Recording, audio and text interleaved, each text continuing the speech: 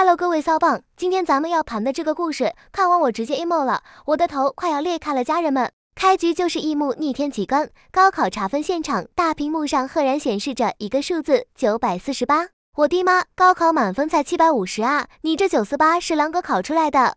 你这是把出卷老师的祖宗18代都答上去了吗？全场人都绷不住了，纷纷表示这连作弊都做不出来。而这个分数的主人就是咱们今天的绿茶妹妹顾思思。此时她也一脸懵逼，抓着她爹的手，哭的那叫一个梨花带雨，说这不是我的分数，一定是系统弄错了，我的分数明明是748。好家伙，我直接一个好家伙！就在大家以为这是系统 bug 的时候，咱们的女主顾芝芝，也就是顾思思的亲姐姐站了出来，淡淡的补了一刀，没错，748分是我的。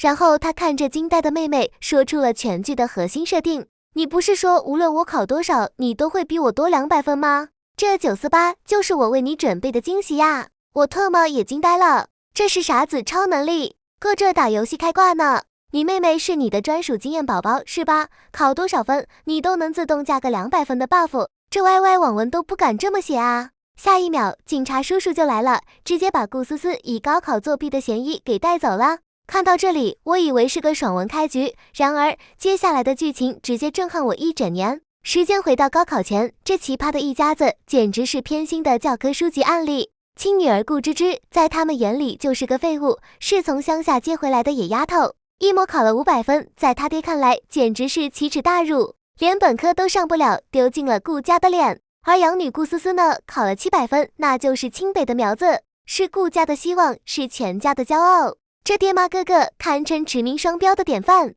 亲女儿考500分就是废物，养女考700就是天才。你家这分数线是按血缘关系浮动的吗？他们不仅 PUA 女主，还盘算着等女主高考完，就让她替养女去跟齐家联姻，嫁给那个传闻中的残废，也算是发挥点废物利用的价值。我哭死，这哪是家人，这是债主吧？女主卑微的求情，说自己下次一定能考好，而绿茶妹妹呢，立马开启了她的表演。他一边假惺惺地说姐姐毕竟是亲生的，一边又楚楚可怜地表示要不还是我去联姻吧，就算对方是残废，我也愿意为家族牺牲。你瞅瞅这演技，这台词建议直接纳入北影教材，堪称身临其境。果不其然，全家上下都心疼的不行，纷纷表示要牺牲也轮不到你，我们家思思可是要上清北光宗耀祖的，那个乡下来的野丫头就该去联姻。此时的女主终于意识到不对劲了，她回想起妹妹曾经对她放下的狠话，无论你考多少，我都会比你多200分。清北我上定了，你就等着嫁给残废吧。为了验证这个离谱的定律，女主直接开大，在接下来的按摩考试中交了张白卷。你没听错，0分。这波操作堪称当代神农，以身试毒，我愿称之为绝节子。结果你们猜怎么着？成绩一出来，女主0分，而养女妹妹不多不少，正好200分。我的妈，这定律居然是真的，这已经不是科学了，这是玄学。然而这家人呢，脑回路清奇的就像缠在一起的耳机线，他们看到0分，对女主是破口大骂，不知廉耻，丢人现眼。而看到养女的200分，他妈居然说，思思啊，老师说了，你那几天是生理期，身体不舒服，下次考好就行。我直接一个地铁老人手机，这都行。来，大姨妈是给你上了个减500分的 day buff 是吧？女主当场就把这个200分定律甩了出来，质问他们这到底是怎么回事。结果呢，他爹妈不仅不信，还骂他满口胡言，污蔑妹妹，说他在乡下就学会了撒谎，根本不配当顾家人。养女妹妹心里慌的一批，表面上还得继续演，说什么姐姐只是太紧张了，下次一定能考好。这波是稳住自己的经验宝宝，生怕女主高考不考了，他这外挂找谁吸去啊？女主心里跟明镜似的，既然定律验证成功，那高考就好办了。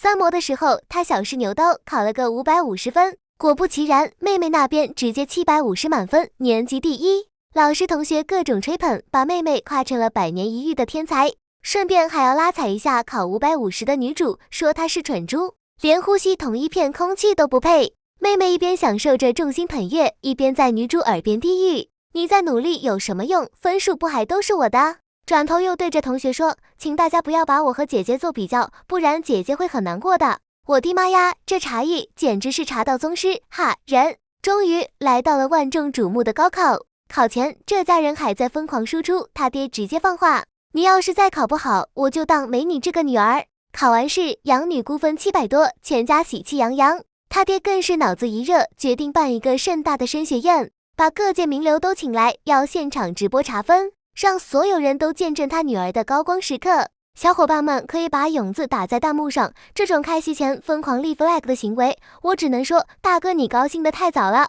升学宴上，衣着朴素的女主一出现就成了笑柄，宾客们议论纷纷，说她哪都比不上养女，心机还重。他爹更是当众宣布庆祝小女顾思思考了700分，同时宣布大女儿顾芝芝将要去和齐家联姻。女主当场反对，说成绩没出来，凭什么是她去联姻？全家人都觉得她疯了，在做白日梦。就在这时，校长带着100万奖金和荣誉证书来了，说今年的全国状元就在他们学校，而且姓顾，那肯定就是平时成绩优异的顾思思同学了。这下全家更得意了，他爹看女主的眼神就像在看一个跳梁小丑，女主却异常淡定，说校长我也姓顾啊，说不定状元是我呢。